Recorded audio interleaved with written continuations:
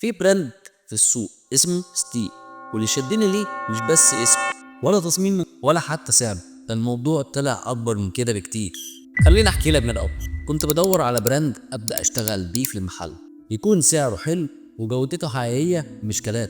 جربت كذا نوع قبل كده، كابلات بتتقطع، سماعات الصوت فيها واضح، وشواحن كمان بتسخن، لحد ما حد رشح لي براند ستي. اول حاجه شدتني شكل الباكج، مرتب بسيط محترم جدا. جربت الكابلات اللي بيجي منها تايب سي وميكرو ولايتنج، حسيت بفرق في السرعه والخامه. وبالنسبه للسماعات او الهاند فري هي بتثبت كويس جدا، وفي منها موديلات مختلفه، وفي منها الكاوتش والعظم، وبيجي منها كمان الالوان سواء الابيض او الاسود. متوفر من البراند تشكيله كامله من الشواحن سواء في التايب سي او الميكرو او اللايتنج، وطبعا عندهم منتجات متنوعه سواء او تي جي او ريتا.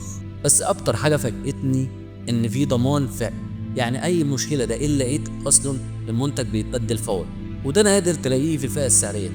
وانا شغال على البراند ده حصلت حاجه غريبه جدا. كنت بتفرج على مسلسل العتاوله اللي كان مكسر الدنيا في رمضان 2025، وفي لقطه في المخزن لعيسى الوزان كان في كراتين مكتوب عليها براند ستي. ساعتها ضحكت وقلت حتى التلفزيون بدأ ياخد باله. ده مش اعلان مدفوع ولا حاجه، ده وجود طبيعي، وده بيدي ثقة أكتر إن البراند فعلا واخد خطوات صح.